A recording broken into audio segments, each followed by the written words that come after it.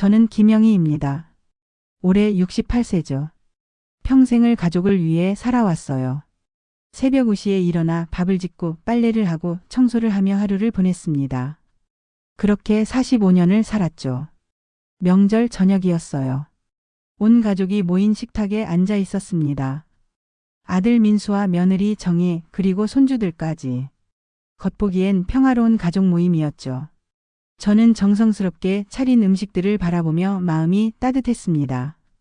어머니 음식이 정말 맛있어요. 정희가 말했어요. 하지만 그 목소리엔 진심이 느껴지지 않았습니다. 억지로 하는 말 같았죠. 남편 철수는 벌써 소주를 몇 잔 마신 상태였어요. 72세의 나이에도 술버릇은 여전했습니다. 얼굴이 빨갛게 달아올라 있었죠. 저는 불안한 마음이 들기 시작했어요. 아버지, 술은 그만 드세요. 민수가 조심스럽게 말했습니다. 철수는 비웃으며 잔을 더 기울였어요. 내가 언제까지 살지도 모르는데 술 한 잔도 못 마시나. 분위기가 조금씩 어색해지고 있었습니다. 저는 화제를 돌리려고 했어요.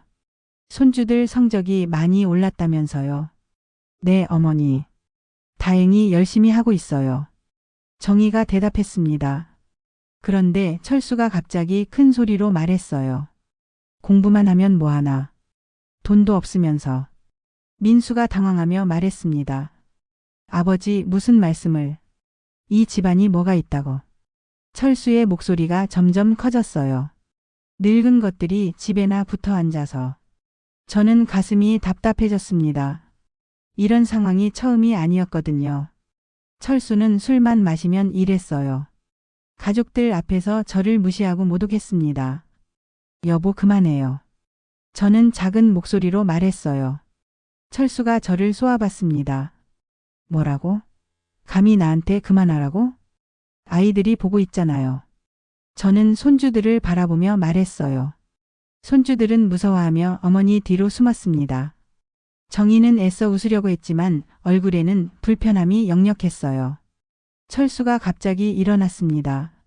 45년 동안 내가 나한테 뭘 해줬다고 그래? 여보. 저는 말을 잇지 못했어요. 밥이나 하고 빨래나 하는 게 뭐 대단한 일인 줄 아나? 철수의 목소리가 더욱 거칠어졌습니다. 민수가 일어나며 말했어요. 아버지, 진정하세요. 하지만 철수는 들은 척도 하지 않았습니다. 오히려 저에게 다가왔어요. 저는 본능적으로 몸을 움츠렸습니다. 너 같은 건 없어도 이 집은 잘 돌아간다고. 철수가 말했어요. 그 순간이었습니다. 철수가 갑자기 발을 들어 저를 찼어요. 예상치 못한 일이었죠. 저는 의자에서 넘어져 바닥에 쓰러졌습니다. 온 가족이 충격에 빠졌어요. 손주들은 울음을 터뜨렸고 정희는 깜짝 놀라 일어났습니다. 민수도 얼굴이 새하얗게 질렸죠. 저는 바닥에 쓰러진 채로 허리에 아픔을 느꼈습니다. 하지만 몸의 아픔보다 마음의 아픔이 더 컸어요. 45년 동안 함께 살아온 남편이 가족들 앞에서 저를 발로 찬 것입니다.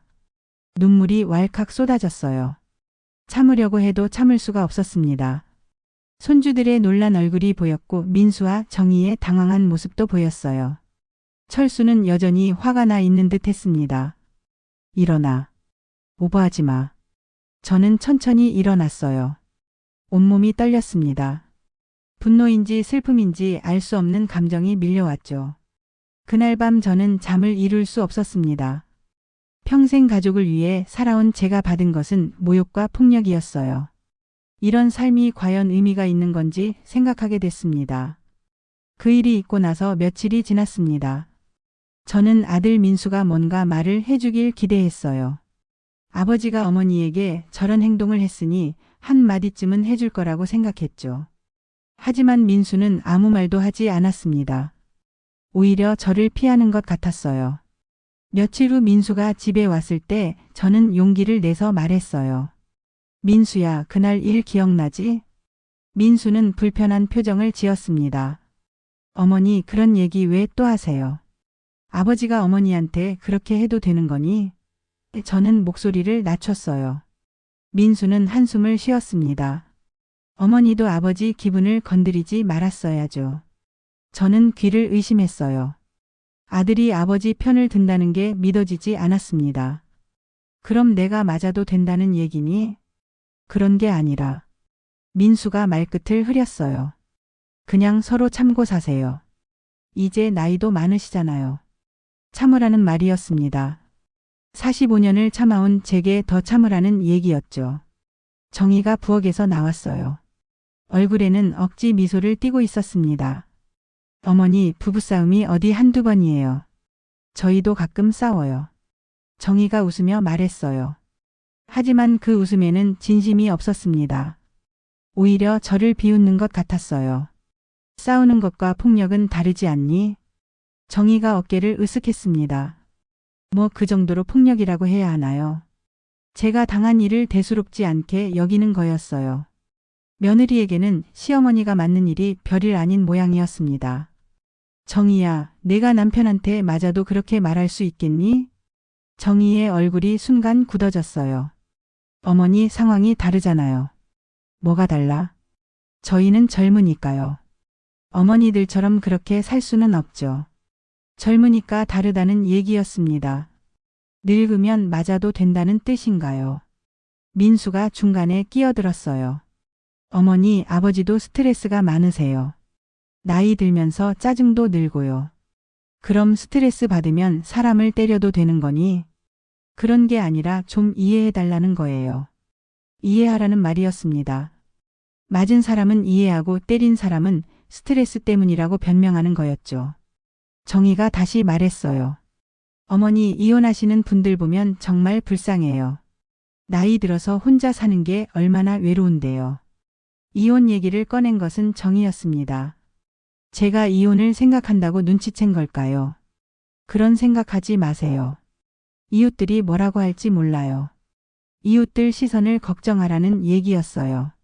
제 행복은 중요하지 않고 남들이 뭐라고 할지만 걱정하라는 거였습니다. 저는 방으로 들어가며 눈물을 삼켰어요.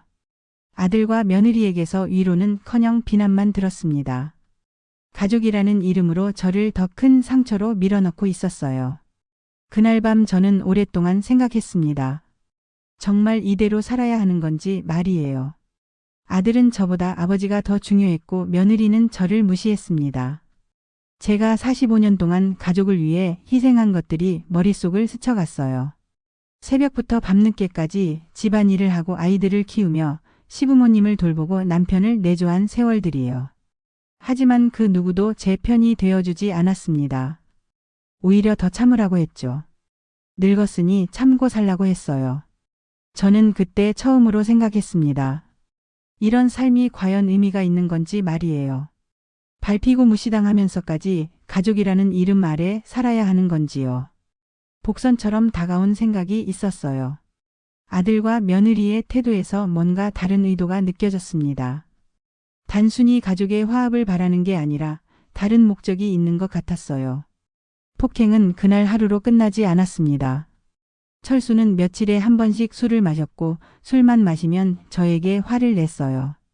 때로는 밥그릇을 던지고 때로는 저를 밀쳤습니다. 어떤 날은 새벽까지 욕설을 퍼부었어요. 45년 동안 널 먹여 살린 게 나다. 내가 뭘 했다고 대든다는 말들이었죠. 저는 참을 수 없었습니다. 더 이상 이런 삶을 살 수는 없었어요. 마을 사람들도 점점 눈치채기 시작했습니다. 제 얼굴에 멍이 들거나 다친 모습을 보면 안쓰러운 시선을 보냈어요. 영희야, 괜찮니? 이웃집 순자가 물었습니다. 저는 괜찮다고 답했지만 순자는 믿지 않는 것 같았어요. 남편이 술만 마시면 이상해져. 저는 조심스럽게 털어놨습니다. 순자가 한숨을 쉬었어요. 우리 때는 그런 거 당연하게 여겼는데 요즘은 아니라더라고. 정말? 이혼하는 사람들도 많아. 특히 나이 든 여자들이. 이혼. 그 단어가 제 머릿속에 맴돌았습니다. 집으로 돌아와서 저는 오래 고민했어요. 68세의 나이에 이혼한다는 게 쉬운 일은 아니었습니다. 세상 사람들이 뭐라고 할지도 걱정됐고 혼자 살아갈 자신도 없었어요. 하지만 더 이상 참을 수는 없었습니다. 매일 폭언과 폭행에 시달리며 사는 것보다는 혼자 사는 게 나을 것 같았어요. 마침내 저는 결심했습니다. 다음 날 아침 철수가 해장술을 마시고 있을 때 저는 말했어요. 여보, 이혼합시다. 철수가 술잔을 내려놓고 저를 쳐다봤습니다. 뭐라고? 이혼하자고 했어요. 철수가 비웃었어요. 뭔 소리야? 나이 들어서 미쳤나? 미친 게 아니라 정신이 든 거예요. 저는 당당하게 말했습니다. 68살에 이혼하겠다고? 철수가 큰 소리로 웃었어요.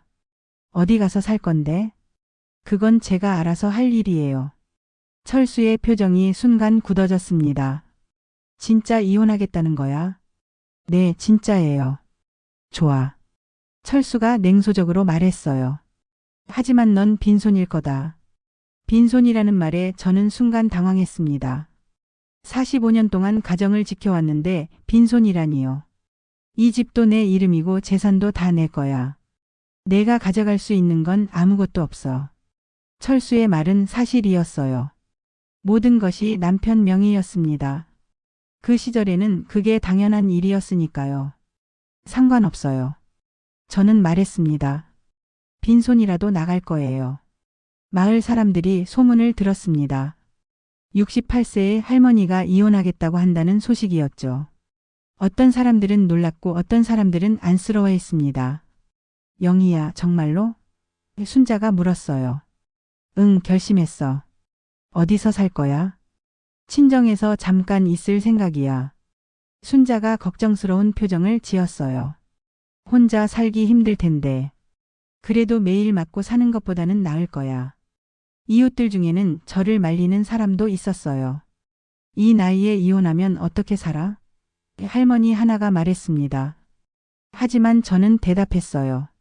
나를 밟고 사는 삶은 이제 끝낼 겁니다. 그 말이 마을에 퍼졌습니다.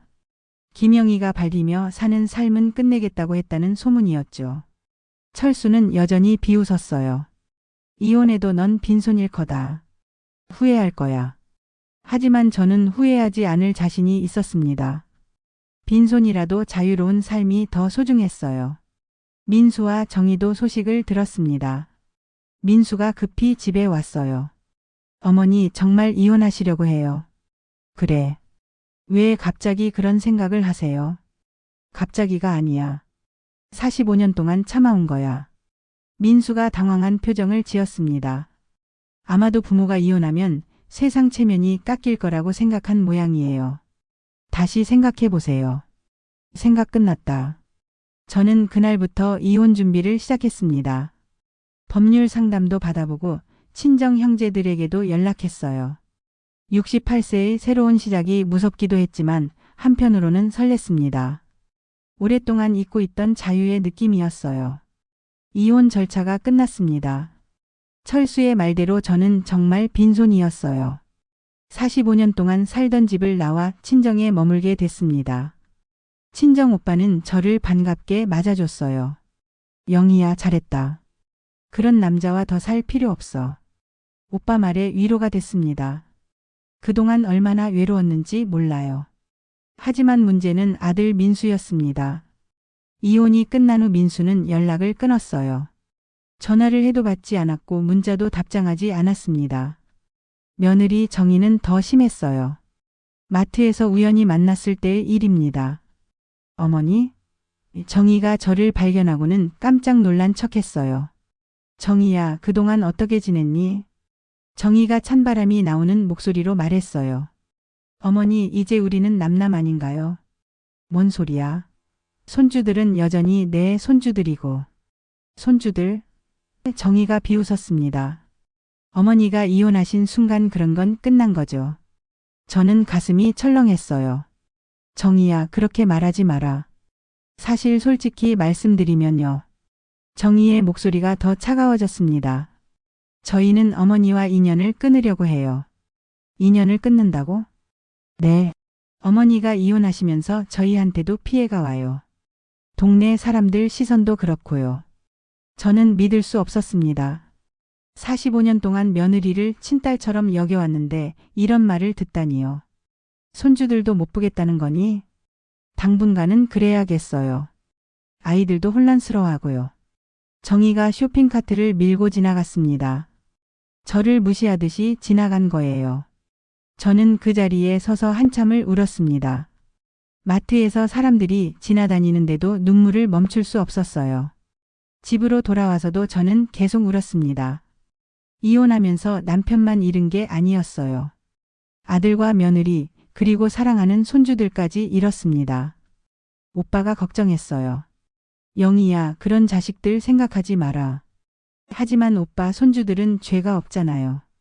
며느리가 그런 마음이면 어쩔 수 없어. 며칠 후 민수에게서 연락이 왔습니다. 오랜만에 받은 아들의 전화였어요. 어머니, 민수야. 저는 반가웠습니다. 하지만 민수의 목소리는 차가웠어요. 어머니, 저희 집에는 더 이상 연락하지 마세요. 뭔 소리야?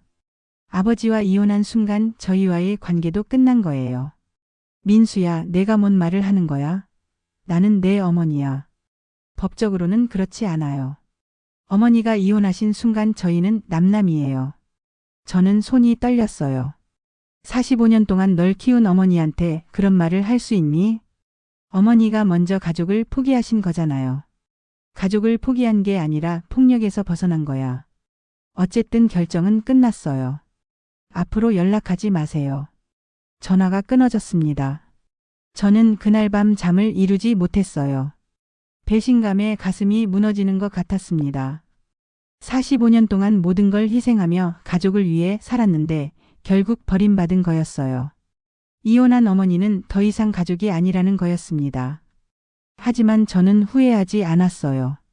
그들이 저를 버렸다면 저도 새로운 삶을 살아가야 했습니다. 홀로 남은 저에게는 오빠와 몇 명의 이웃만이 위로가 됐어요. 가족이라는 이름으로 저를 짓밟던 사람들보다 진심으로 걱정해주는 이웃들이 더 따뜻했습니다. 그렇게 저는 68세에 완전히 새로운 삶을 시작했어요. 두렵기도 했지만 더 이상 누군가의 발 아래 발리며 살지는 않을 거라고 다짐했습니다. 이혼 후 3개월이 지났습니다. 친정 오빠 집에서 지내며 조금씩 새로운 일상에 적응하고 있었어요. 가끔 외로울 때도 있었지만 그래도 평화로웠습니다. 어느 날 오빠가 말했어요. 영희야, 옛날 물건들 정리해야 하지 않겠니? 45년 동안 모았던 것들이 친정 창고에 쌓여 있었습니다. 저는 천천히 정리를 시작했어요. 옛날 사진들, 아이들 어릴 때 옷들, 그리고 온갖 추억의 물건들이 나왔습니다. 하나하나 보다 보니 눈물이 났어요. 행복했던 때도 있었구나 하는 생각이 들었거든요. 그런데 낡은 상자 하나에서 이상한 봉투를 발견했습니다. 봉투에는 영희에게라고 손글씨로 적혀 있었어요. 이게 뭐지? 저는 봉투를 열어봤습니다. 안에는 편지 한 장과 문서들이 들어 있었어요.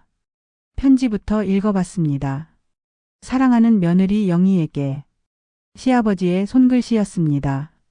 돌아가시기 전에 쓴 것 같았어요. 영희야, 이 편지를 읽고 있다는 것은 내가 이미 세상을 떠났다는 뜻이겠구나. 45년 동안 우리 가족을 위해 희생해준 내게 고맙다는 말을 전하고 싶었다. 저는 눈물이 났어요.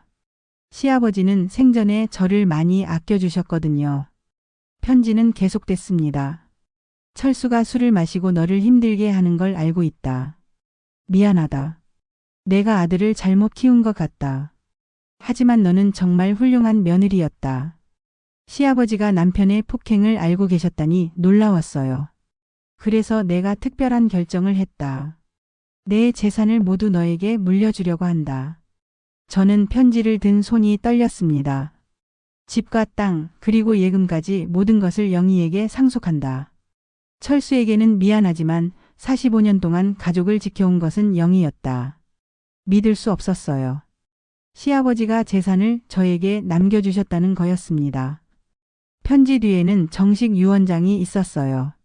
공증까지 받은 법정 문서였습니다. 유언자 박종섭은 정신이 명료한 상태에서 다음과 같이 유언한다. 부동산과 모든 재산을 며느리 김영희에게 상속한다. 날짜를 보니 시아버지가 돌아가시기 한 달 전에 작성하신 것이었어요. 저는 그 자리에 주저앉아 울었습니다. 시아버지가 저를 끝까지 지켜주신 거였어요. 당신은 날 끝까지 지켜줬군요. 저는 중얼거렸습니다. 오빠가 소리를 듣고 왔어요. 영희야, 무슨 일이야? 저는 떨리는 손으로 유언장을 보여줬습니다. 오빠도 깜짝 놀랐어요. 이게 진짜야? 공증까지 받았어요. 오빠가 유언장을 자세히 살펴봤습니다. 이거 법적으로 효력이 있을 거야. 정말요? 물론이지. 시아버지가 공식적으로 너에게 상속하겠다고 한 거니까. 저는 처음으로 웃음이 났어요. 빈손으로 쫓겨났다고 생각했는데 시아버지가 이런 선물을 남겨주셨다니요. 그동안 철수가 넌 빈손일 거다라고 했던 말들이 떠올랐습니다. 민수와 정희가 저를 무시하며 인연을 끊자고 했던 것도 생각났어요. 하지만 이제는 달랐습니다. 시아버지의 유언장이 있었거든요. 오빠 이걸 어떻게 해야 하죠? 당연히 상속받아야지. 시아버지가 너를 위해 남겨준 거야. 저는 유언장을 꼭 껴안았습니다. 시아버지의 마지막 사랑이 느껴졌어요. 고마워요, 아버지. 정말 고마워요. 저는 혼자 중얼거렸습니다. 그날 밤 저는 오랜만에 편안하게 잠들었어요. 더 이상 빈손이 아니었습니다. 시아버지가 45년간의 헌신을 알아봐 주신 거였어요. 내일부터는 법적 절차를 밟아야 했습니다. 철수와 민수가 뭐라고 할지 뻔했지만 저는 두렵지 않았어요. 시아버지의 유언이 저와 함께 있었으니까요. 유언장을 가지고 법무사를 찾아갔습니다. 법무사는 서류를 꼼꼼히 살펴본 후 말했어요. 정식 공증을 받은 유언장이니 법적 효력이 있습니다. 상속 절차를 밟으시면 됩니다. 그럼 정말로 제가 받을 수 있는 거예요. 물론입니다. 다만 다른 상속인들이 이 일을 제기할 수도 있어요. 예상대로였습니다. 철수와 민수가 가만히 있을 리 없었죠. 며칠 후 민수에게서 전화가 왔어요. 오랜만에 받는 아들의 전화였습니다. 어머니, 할아버지 유언장이 있다던데요. 그래. 민수의 목소리가 달라져 있었어요. 차가웠던 이전과 달리 급하고 간절했습니다. 어머니, 그게 진짜예요. 진짜야. 어머니, 우리가 다시 이야기해봐요. 갑자기 우리라는 말을 쓰더군요. 인연을 끊자던 아들이 유언장 소식을 듣자마자 태도를 바꾼 거였어요. 무슨 이야기를 해? 어머니, 가족끼리 법정까지 가는 건 좋지 않아요. 넌 나랑 인연 끊었다고 했잖니. 민수가 당황하는 게 느껴졌습니다. 어머니, 그때는 화가 나서 그런 거고요. 화가 나서? 어쨌든 다시 대화해봐요. 아버지도 함께요. 결국 만남이 성사됐습니다. 철수와 민수, 정희가 모두 왔어요. 철수가 먼저 말했습니다. 영희야, 아버지 유언장 말이야. 무슨 말씀을 하시려고요? 그게 진짜 아버지가 쓴 건지 의심스럽다. 의심스럽다고요? 민수가 끼어들었어요. 어머니, 할아버지가 치매 기운이 있으셨잖아요. 치매가 아니었어. 돌아가시기 전까지 정정하셨어. 정희가 비웃으며 말했어요. 어머니, 그 나이에 정정했다고 할 수 있나요? 공증도 받으신 상태에서요. 철수가 목소리를 높였습니다. 어쨌든 나는 인정할 수 없어. 인정하시든 안 하시든 법적으로 유효해요. 민수가 달래는 듯 말했어요. 어머니, 가족끼리 이렇게 싸우는 게 맞나요? 넌 나를 가족으로 안 본다고 했잖니. 어머니. 민수가 큰 소리를 냈습니다. 그럼 우리가 이 집에서 쫓겨나라는 말씀이세요? 본색이 드러났어요. 결국 집과 재산이 문제였던 거죠. 정희도 가세했습니다. 어머니, 저희에게는 아이들이 있어요. 학비도 들고요. 그건 너희가 알아서 할 일이지. 철수가 책상을 쳤습니다. 45년 동안 이 집에서 살았는데 갑자기 나가라는 거야. 시아버지가 그렇게 결정하신 거예요. 결국 그들은 법정으로 가겠다고 했습니다. 며칠 후 법원에서 소송장이 왔어요. 민수와 정희가 유언장 무효 소송을 낸 거였습니다. 소송 내용을 보니 기가 막혔어요. 피상속인이 치매 상태에서 작성한 유언장이므로 무효다라는 거였어요. 심지어 김영희는 판단력이 저하된 상태이므로 상속받을 자격이 없다는 내용도 있었습니다. 저를 치매라고 몰아세우려는 거였어요. 마을에서도 소문이 났습니다. 민수가 여기저기 다니며 우리 어머니가 치매라고 말하고 다닌 거예요. 마트에서 만난 이웃이 걱정스럽게 물었어요. 영희야, 정말 치매야? 무슨 소리예요? 멀쩡해요. 아들이 그러던데. 저는 분했습니다. 유산을 빼앗기 위해 어머니를 치매라고 모는 아들이라니요. 하지만 이웃들은 달랐어요. 저를 잘 아는 사람들이 하나둘 나섰습니다. 영희가 치매라고? 말도 안 돼. 순자가 분했어요. 그 아들이 어머니 재산 때문에 그러는 거야. 다른 이웃도 말했어요. 우리가 증인으로 나서자. 이웃들이 자발적으로 제 편이 되어줬습니다. 45년 동안 저를 지켜본 사람들이었거든요. 법정 날이 다가왔어요. 저는 떨리는 마음으로 준비했습니다. 시아버지의 유언장과 이웃들의 증언이 저의 무기였어요. 법정에 들어섰을 때 제 심장은 쿵쾅거렸습니다. 68세의 법정에 서게 될 줄은 몰랐어요. 민수와 정희, 철수가 반대편에 앉아 있었습니다. 45년 동안 가족이었던 사람들이 이제는 적이 된 거죠. 판사가 사건을 시작한다고 선언했어요. 민수 측 변호사가 먼저 주장했습니다.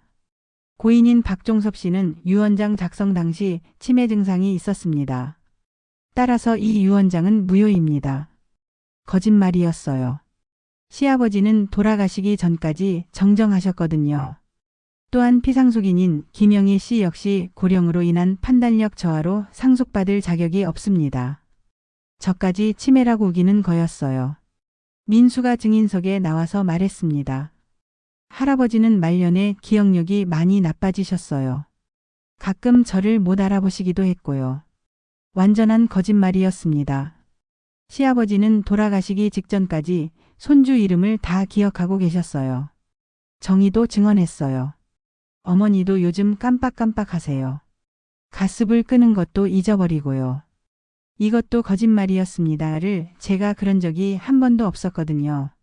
저는 분했지만 참았어요. 제 차례가 올 때까지 기다렸습니다. 드디어 제 차례가 왔어요.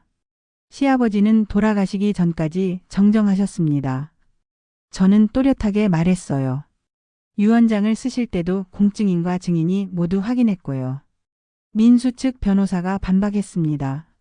하지만 고령이시잖아요. 나이가 많다고 해서 판단력이 없는 건 아니에요. 이때 제 편에서 증인들이 나왔습니다. 먼저 순자가 증언했어요. 김영희는 우리 동네에서 가장 똑똑한 사람이에요. 치매라는 건 말도 안 돼요. 다른 이웃도 나섰습니다. 영희가 동네 일도 다 챙기고 계산도 정확해요. 어떻게 치매라고 할 수 있어요. 마트 사장도 왔어요. 김영희 씨는 단골 손님인데 항상 정확하게 계산하세요. 치매라니 웃기는 소리예요. 증인들이 하나둘 나서자 분위기가 바뀌었어요. 그런데 결정적인 순간이 왔습니다. 판사가 유언장을 자세히 검토한 후 말했어요. 이 유언장은 공증을 받았고 증인도 2명이나 있습니다. 또한 작성 당시 의사 능력에 대한 의료 기록도 확인했는데 문제없다고 나와 있군요. 민수의 얼굴이 새하얘졌어요. 판사가 계속 말했습니다. 오히려 원고 측에서 제출한 증거들을 보면 고인을 치매라고 모는 것 같은데요. 철수가 벌떡 일어났어요. 판사님, 그게 아니라. 조용히 하세요. 판사가 더 충격적인 말을 했어요. 그런데 여기 또 다른 기록이 있네요. 무슨 기록일까요? 박철수 씨의 음주 폭행 전력 기록입니다. 철수가 얼굴이 하얗게 질렸어요. 경찰서에 3번이나 신고된 기록이 있군요. 아내 폭행 혐의로요. 법정이 조용해졌습니다. 이런 상황에서 고인이 며느리에게 재산을 물려준 것은 충분히 이해할 만합니다. 민수와 정희가 당황해하는 게 보였어요. 판사가 최종 판결을 내렸습니다. 유언장은 법적으로 유효하며 김영희 씨에게 전 재산을 상속한다고 판결합니다. 저는 그 순간 눈물이 났어요. 시아버지의 마지막 사랑이 법적으로 인정받은 거였습니다. 법정을 나올 때 민수가 다가왔어요. 어머니. 하지만 저는 돌아보지 않았습니다. 이미 끝난 일이었어요. 판결문을 받아들고 저는 새로운 삶을 시작할 준비가 됐습니다. 법정 판결 후 3개월이 지났습니다. 저는 시아버지가 물려주신 집으로 돌아왔어요. 45년 동안 살던 집이었지만 이제는 완전히 제 집이 되었습니다. 민수와 정희는 판결 후 큰 타격을 받았어요. 재산을 물려받을 것이라고 믿고 있었는데 모든 것을 잃게 된 거죠. 더 큰 문제는 사회적 신뢰를 잃었다는 것이었습니다. 마을 사람들이 모두 알게 됐거든요. 어머니를 치매라고 거짓말하며 재산을 빼앗으려 했다는 사실을요. 민수가 하던 작은 사업도 타격을 받았어요. 그런 사람과는 거래할 수 없다며 거래처들이 하나둘 떠났습니다. 정의는 더 심했어요. 아이들 학교에서도 소문이 났고 학부모들 사이에서 따돌림을 당했습니다. 우리 아이랑 놀지 말라고 했어요. 한 학부모가 정희에게 말했다고 들었어요. 민수가 어느 날 저를 찾아왔습니다. 초췌한 모습이었어요. 어머니, 무슨 일이니? 죄송합니다. 민수가 무릎을 꿇었어요. 45년 동안 키운 아들이 무릎을 꿇는 모습을 보니 마음이 아팠습니다. 하지만 동시에 화도 났어요. 지금 와서 사과해서 뭐해? 어머니, 제가 잘못했어요. 용서해 주세요. 넌 나를 치매라고 했잖니. 법정에서까지. 민수가 고개를 들지 못했어요. 그때는 욕심이 너무 컸어요. 욕심이라고? 재산이 탐났어요. 아이들 교육비도 필요하고 사업도 어려웠고요. 솔직한 고백이었습니다. 결국 돈 때문이었던 거죠. 그래서 어머니를 배신한 거니? 민수가 눈물을 흘렸어요. 죄송해요. 정말 죄송해요. 저는 복잡한 심정이었습니다. 미워할 수도 없고 용서할 수도 없는 그런 기분이었어요. 민수야, 늦었어. 어머니, 넌 이미 선택했잖니. 어머니보다 돈을 택한 거 아니야? 민수가 더 이상 말을 잇지 못했어요. 한편 철수는 혼자 작은 원룸에서 살고 있었습니다. 45년 동안 살던 집을 떠나 홀로 지내고 있었어요. 가끔 동네에서 마주치면 초라한 모습이었습니다. 술도 예전만큼 마시지 못했어요. 돈이 없었거든요. 영희야. 어느 날 철수가 저를 불렀어요. 저는 그냥 지나쳤습니다. 더 이상 할 말이 없었거든요. 철수는 점점 더 쓸쓸해져 갔어요. 아들도 자주 찾아오지 않았고 친구들도 하나둘 떠났습니다. 반면 저는 새로운 삶을 시작했어요. 먼저 집을 제 취향대로 꾸몄습니다. 45년 동안 참아왔던 것들을 이제야 할 수 있었어요. 벽지도 제가 좋아하는 색으로 바꾸고 가구도 새로 샀습니다. 마당에는 꽃을 심었어요. 이웃들도 자주 놀러 왔습니다. 영희야, 집이 정말 예뻐졌다. 고맙습니다. 이제야 제 집 같아요. 순자가 웃으며 말했어요. 진작 이렇게 살았으면 좋았을 텐데. 그러게요. 왜 그렇게 오래 참고 살았는지 몰라요. 가장 큰 변화는 손주들이었습니다. 정희가 아이들을 데리고 오지 않아서 한동안 못 봤는데 아이들이 스스로 찾아온 거예요. 할머니. 큰 손주가 달려왔어요. 어머, 우리 강민이. 엄마가 할머니 오지 말라고 했는데 할머니 보고 싶었어요. 저는 그 말에 울컥했습니다. 아이들은 순수했어요. 할머니도 강민이가 보고 싶었어. 작은 손주도 왔어요. 할머니, 여기서 같이 살면 안 돼요. 같이 살고 싶구나. 네, 엄마 아빠는 맨날 싸워요. 할머니 집이 더 좋아요. 아이들과 함께 보내는 시간이 행복했습니다. 마당에서 놀아주고 맛있는 음식도 해주고 옛날 이야기도 들려줬어요. 정희가 아이들을 찾으러 왔을 때 저는 말했어요. 아이들이 와서 놀다 가는 건 막을 수 없어요. 어머니, 아이들에게는 죄가 없으니까요. 정희가 죄송하다는 표정을 지었지만 저는 더 이상 관심이 없었어요. 저녁이 되어 아이들을 보내고 혼자 앉아 있으니 마음이 편했습니다. 밝히던 내 삶은 끝났구나. 저는 혼자 중얼거렸어요. 시아버지 사진에 차를 한 잔 올리며 말했습니다. 아버지 고마워요. 덕분에 새로운 삶을 살 수 있게 됐어요. 창밖을 보니 제가 심은 꽃들이 예쁘게 피어 있었어요. 68세에 찾은 자유였지만 이제야 진짜 제 인생이 시작되는 것 같았습니다. 더 이상 누군가의 발밑에서 움츠리며 살지 않을 거예요. 이제는 제가 웃을 차례입니다. 마지막으로 거울을 보며 환하게 웃었어요. 오랜만에 짓는 진짜 웃음이었습니다. 밖에서는 민수 가족의 어두운 모습이 대비되어 보였지만 저는 더 이상 그들 때문에 슬퍼하지 않았어요. 새로운 시작이었으니까요.